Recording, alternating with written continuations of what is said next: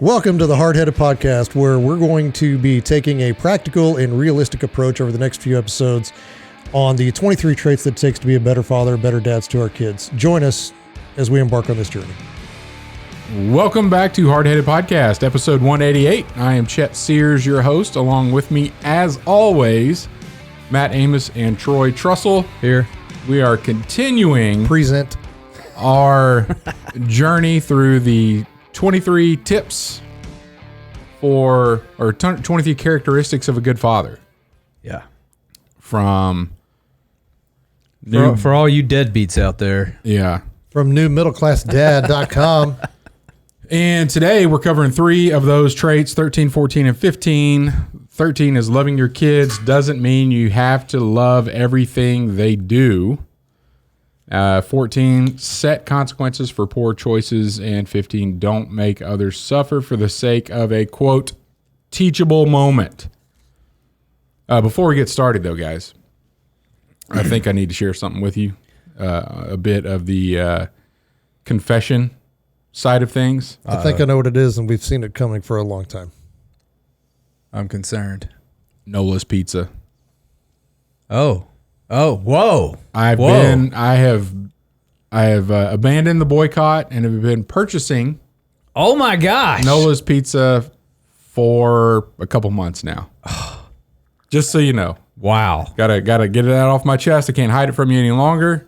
Man, for all you listening out there, this is huge. You don't know how huge this actually is. Wait a minute, because you actually came in on a Live Local post earlier this week and complained about the prices. No, it was more than this week. That was a couple weeks ago. And let me tell you, I will not buy anything but one thing off of their menu. And you have to call it in. You can't order it online. You can't order it in the store. They have some kind of like family pack deal. And you get 2 large one-topping pizzas.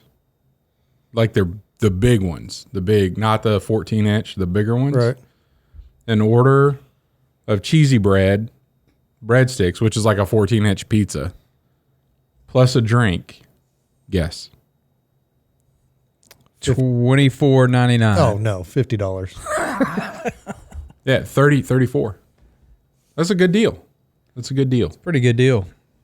Yeah. So $24.99 would be better. I've actually been doing this, and we've recorded since then, and I just hadn't got around telling you guys yet. You feel really bad. Well, I mean, it took you this long. I can't live a lie anymore. Well, it's not the lie that I thought was coming out, but we'll take it. All right. So, loving your kids doesn't mean you have to love everything they do. Right. How do you apply that? Well, they do bad things. You don't have to love those things, right? Yeah, that's true. But you also don't have to love ballet if your daughter's a dancer. So how do you support her if she's in ballet, if you don't love ballet? I pay for it, for one. I love that. That is support. Yeah. And I go to all of her, what do you call it, concerts? Recitals? Or dances? Competition. She doing dance competition. She's doing recitals. Are you like a dance mom? Dance dads? I'm a dance dad, I guess. There you go. We're dance parents because we always go to everything that she has, so. Yeah, just support her in every way. Another way I support her is when she's dancing around the living room and wants to show me a move and ask me, like, do you know the name of this? Because they have to learn all the names and everything. I'm like, yeah, I make sure to pay attention. Right. So you're supporting her. You're just not going to get into ballet. No, I'm not going to start like watching ballet on YouTube and stuff. No. Unlike Matt with his desire to choreograph ice skating performances now. Right. But see, I think we're mixing 2 things here. Which if we go back to number 4, it was take an active interest in their interests. So what you're talking about would be number 4. Like, you're not like me. I don't know all of the figure skaters that she can name. Right. But when she goes to practice, hey, how was practice? I show an interest in the activity, even though I don't, know that much about it, although I am trying to learn more. But I think what number 13 is talking about is it's kind of like the discussions that we've had before. You know, you love your kid, but you may not love everything they do. So, you know, if they're a jerk, yeah, I mean, don't let them keep being a jerk. You know, my kids screw up, you know, and you correct the behavior, but it doesn't mean you love your kids any less. And then, I think again that gets really confused in this culture. It's not confusing to us, but I think a lot of people get confused. It's like, well, if you don't like this, then this is who I am, and if you don't like this, then you don't love me. And I think that it's an easy trap to fall into. But you got to remind, or we have to remind our kids that that's not the case. That activity or whatever it may be is not who they are. You know, we love them. We may not love everything that they do. So this would be along the lines of, you know, I know I love you, son, but you better not talk to your mom that way ever again. Same, yeah. Yeah. And I think that's what this one's kind of going for. Yeah, one of the statements there in the article, the description of a good father has to include the strength to say no, correct inappropriate behavior, and ensure their safety and well-being. Yeah, you're right on, man. And I have to correct my kids every now and again, or they'll want, you know, an app on their phone or something like that. I'm like, no. Oh, that happens on the daily. You know, you're not getting that. And then I'm pretty sure that it's further on down the list here, but or did we already cover that, the why? Yeah. Yeah. So, you know, a lot of that, well, why can't I have that app? Yeah. So, you know, my friends have that app. Why can't I have it? I'm like, because I care about you. Like, I don't want you, you know, I was like, trust me, I've done the research. I've looked at that. And there's a ton of backdoor ways that, you know, people can take advantage of you on those sites. And so I don't want that to happen to you. And so that's kind of and it's tough sometimes, you know, because you're just like, they just keep asking. And the easy would be fine, you know, but not giving in sometimes is the best thing. Okay. Number 14, set consequences for poor choices. Yeah. One of the ways that we've handled that, especially in the teenage years, we have expectations that, you know, cars are clean, gassed up, that kind of stuff, especially if you have a job. And so it's like, hey, can I go do such and such? Is your room clean? No, well, you're not going to do such and such. Or no, they cannot come over. You know, that's sorry. I'm not going to be on you every day reminding you to do stuff. I'm just going to set the expectation. And then if there's something that you want to come, those expectations in other areas of your life haven't been met, sorry, that's the consequences. Yeah. We're doing that right now. It's summer. So they got to do their chores before they can go outside and play, before they can have their Switch time, their Nintendo Switch time, video games. We have recently outlawed YouTube at our house unless they are watching with an adult. Yeah. Because they've just abused that so many times. Like just going and watching whatever they want? Oh, yeah. Yeah. Because they're supposed to only watch the things that we have allowed them to subscribe like channels. to. Channels that we've allowed them to subscribe to. And yeah, they break that all the time. So grass is always greener on that other channel that you don't even know about yet. Yeah. So, and then some other consequences that we have, if it's something severe, we make them like really think about it. Depending on what it is, but if they wrong somebody else, we usually make them go to their room. They write a full page letter out to that person. Single line, double space, like. Well, we just give them a blank sheet of paper. Okay. Like just a 8.5 by 11. I would blank. draw pictures on that and get done with it. Well, they know what they're supposed to do. They know what they're supposed to do.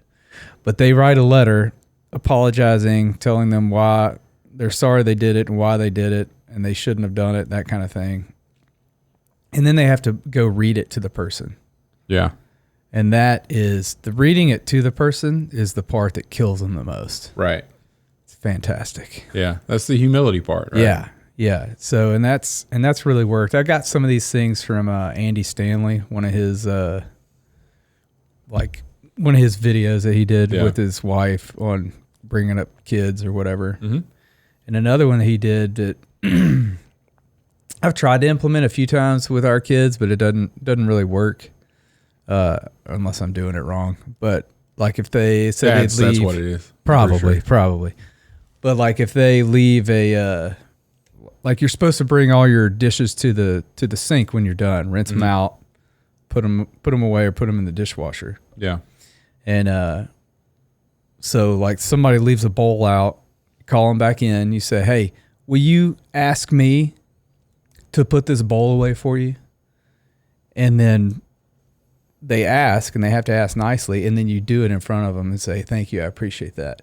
And the thing is, what it's teaching them is, you left this here because you wanted me to put it away because you didn't want to put it away yourself. So it's kind of like a reverse. Yeah. Is it working? It's worked a few times, but yeah, I don't know. That one's really good in theory. That's a different way. And he swore by it with his kids, but yeah, I'm still trying it with mine. So maybe it takes a lot longer. Like my head immediately goes to just take those dishes and throw them on their bed.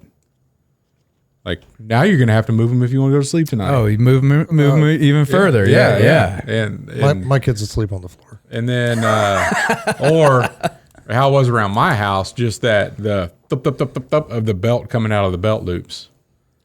You know, yeah. Like, whoa, okay. All I had to do was hear that ching of the first little unbuckle, and I was out in my room. That's awesome. Yeah. Or maybe not. Depends on your background, I guess. Yeah. Or how hard it was.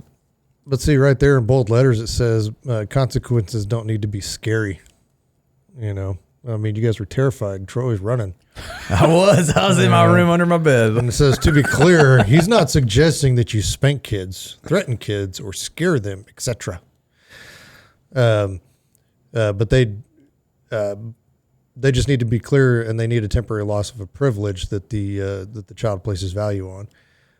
So like for me, my daughter hates me using her as an example, but it's the perfect example. Just don't say which daughter, and they don't know. What's the daughter of Richter Carr? So, because that's the example. Because when we went to eventually get her a new car, which was just maybe a couple of weeks ago or something.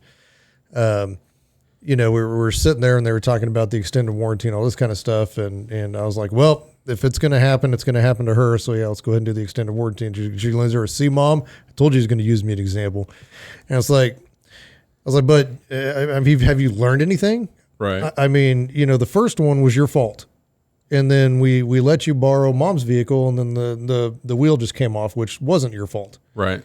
You know, but it's all a result of the first one. I said, so now you're in a carless situation for your senior year into your, you know, the summer before your freshman year of college. You don't have a car. Right. And she was struggling because she really, really wanted a car, and she was bugging me. And I was like, I'll get around to it. I'm trying to find one. Right. And that's a consequence right there. Exactly. Right? That's what I mean. Like, you're going to have to wait. And, you know, she was very, very patient for a long time. And then to the point she wasn't patient anymore, you know, but it's still, hey, this is consequence. I mean, it's not like I'm made of cash, right? Where I can just go buy you a car every time you wreck one. I go, it doesn't work like that. Yeah. So, you know. All right.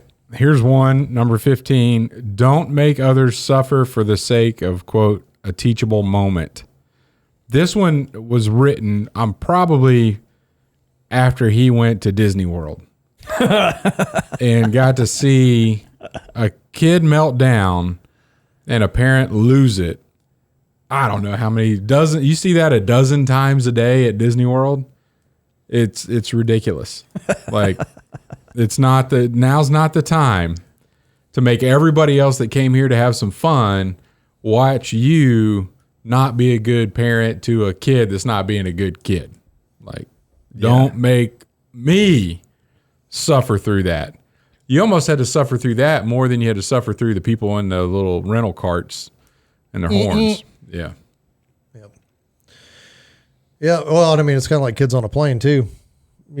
Screaming kid on the plane. Hey, why don't you take that kid to the bathroom, square him away, and then let's bring him back out. Yeah. And that was always the funny thing about the Marine Corps, which the Marine Corps never did. They always wanted you to, or the professional way, I guess not the Marine Corps' anti-Marine Corps way of doing things is praise in public, punish in private. Right. The Marine Corps is the exact Opposite of that. Like, hey man, nice job. And then, oh, you screwed up. They want everybody to know you screwed up. They don't want you to know you did a good job.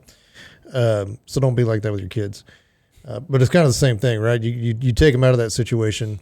Like, hey, what are you thinking? Like, stop. We're not gonna do this. I mean, if you continue to do this, there's escalating things that are going to take place. So here's my expectation. So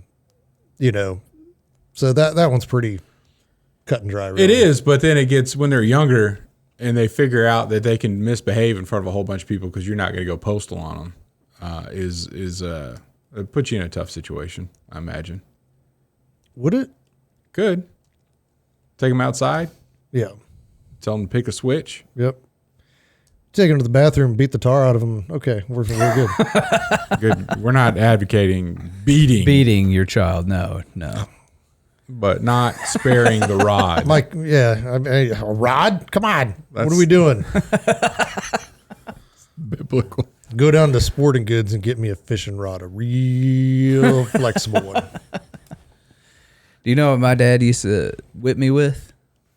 A belt? Because you said when the buckle, what else? I don't think he ever got me with that belt. I think all he had to do was unbuckle it, and I was acting right. So you were saying that as like, okay, I'm straightening it up. When I talked about my dad in the belt loops, was literal, and we had a woodshed, and that's where we would go.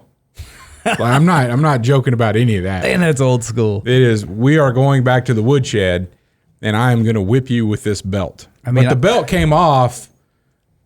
Walked into it. Before, no. It's like belt comes off, that announces this is about to happen. That meet me in the woodshed. And then it's like, son, let's go. And it was it was not fun. Mine was never a belt. It was a paddle. We actually had a paddle that we had somehow picked up on a family vacation because it said Silver Dollar City on the paddle. So, every time you're acting up, that old paddle would come out because it used to hang on the wall right by the telephone. Yeah. Back when you had corded telephones. Yeah. And if acting up, take that thing and set that on the table. And then you got to the age where it's like, you're not going to do anything to me with that. Like, it doesn't even register. What age was that for you? Anymore. I can't remember, maybe 10. Oh, shoot. So, no, most of the time, my time, I was disrespecting my mom. So my dad would come home from work. She would just be like, all right, Then my dad would come home, and she'd meet him in the living room and say, let me tell you what your son did. And then he would just like set his stuff down and whop, whop, whop, whop, like, let's go, and 15 years old, and he is about to whoop. He was mad. I don't even know what I did, but he was so mad at me. And he's like, we're going. And I'm like, what? Like, really? And I could see in his eyes, I'm about to get tore up. I don't even remember what it was for. And I said, on the way back, like we're walking back there, and I'm like, the only reason you're doing this is because you like hitting me. And then he turned to me, I'll never forget this, and he handed me the belt, held it out. And he's like, son, if you want to know what it feels like to hit somebody you love, why don't you hit me with this right now? And then that spun me. I was like, my mind was spinning. I'm freaking out. And then he's like, do it. Hit me, boy. You ain't got it. And I lost it. I melted like butter on a hot day. I was like, and that was so Man. He didn't have to whoop me. But that was it. Like, I was like, okay, I get that you're coming from a place of love. You don't enjoy doing this, and I'm going to stop behaving in a way that would yield this from you. So, man. And that was not in public, don't make others suffer. Nobody else had to suffer for that. That was just me and him. Nobody could hear Chet screams from the woodshed just miles away. Yeah, my dad used to save they used to have these little tiny plastic things they would tie balloons on at Chuck E. Cheese. Oh, I know what you're talking about. The Mylar balloons. Yeah. Oh, they did it with they would regular tie the balloons too. balloons onto those. And my dad It had like a little a thing on the end where you could loop the end of the balloon through to keep it. You didn't have to tie a knot, but then those would come off. Right. And so at the end of every birthday party, my dad would collect them all. I love it. And he had a bundle of them. I love it. That big around. And he kept it underneath the cabinet where we kept the phone. Like that cabinet, it was like the craft cabinet. Yeah. He kept them in there. And he'd get that out, and he did whoop the fire out of us. What you talk about preparedness. He's just sitting around at a birthday party at Chuck E. Cheese thinking, I could probably use one of those later. Yeah. He had a name on each one of them. Troy. Ashley. Yep. Oh, yeah. Yeah. That's hilarious. How often did your sister get whooped? Never. I don't know. I'll have to ask her. I would say never.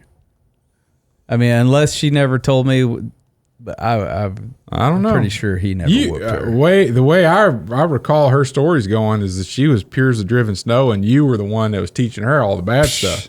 She wanted to sneak out of the house one night as like a senior in high school and had to go ask her younger brother how do I get out of here? How do I defeat the security system?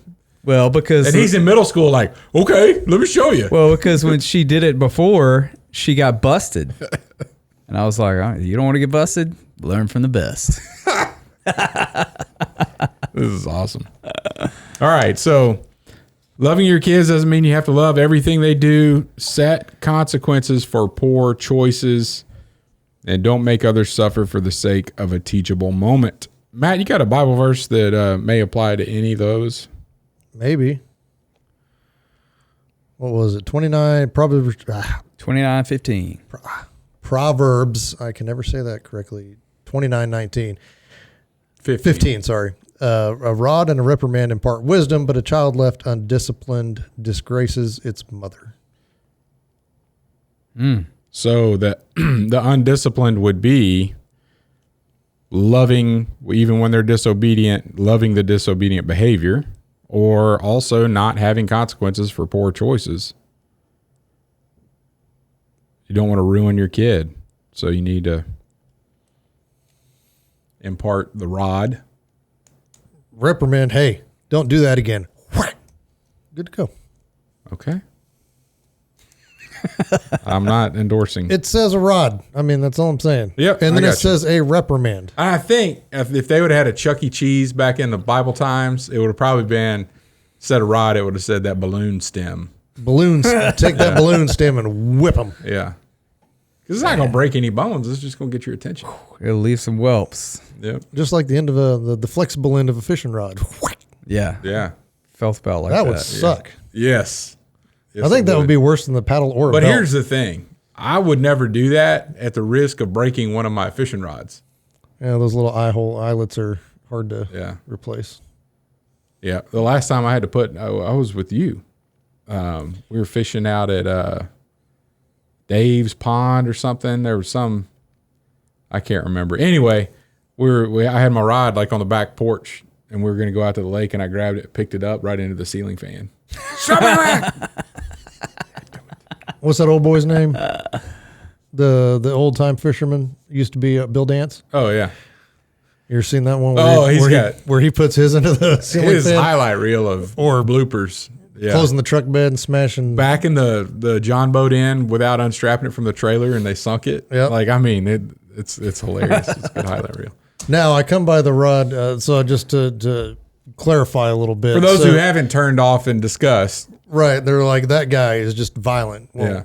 Yes. But the other part of that is I grew up, where I got a whooping for basic, more extreme offenses. Like, it wasn't like normal everyday stuff you screw up. But I grew up in a different household than my other brothers and sisters who got whooped for dang near looking incorrectly. It didn't matter. Wipe that grin off your mouth. Now, here's what I will say, that I think that they probably turned out more behaviorally okay than I did. So I'm just saying, they got beat. They turned out all right. So I didn't get beat as much. I didn't turn out as okay. So maybe there's something in there. All right. Well, there's a little nugget for our listeners. I probably should have got beat more. You definitely should have been beat more. I think so. Too little or too little. Probably just about right. Yeah, I was right in the middle. Probably just about right. Yeah. Okay. Thanks for joining us. We'll talk to you next week. Thanks for listening to the Hardheaded Podcast. Don't forget to share this podcast with others to help us get the word out. Also, if you haven't yet, please rate and review the show. This helps our podcast show up in other people's suggested shows that may or may not have listened to us before. Thanks for listening, and we'll see you next week.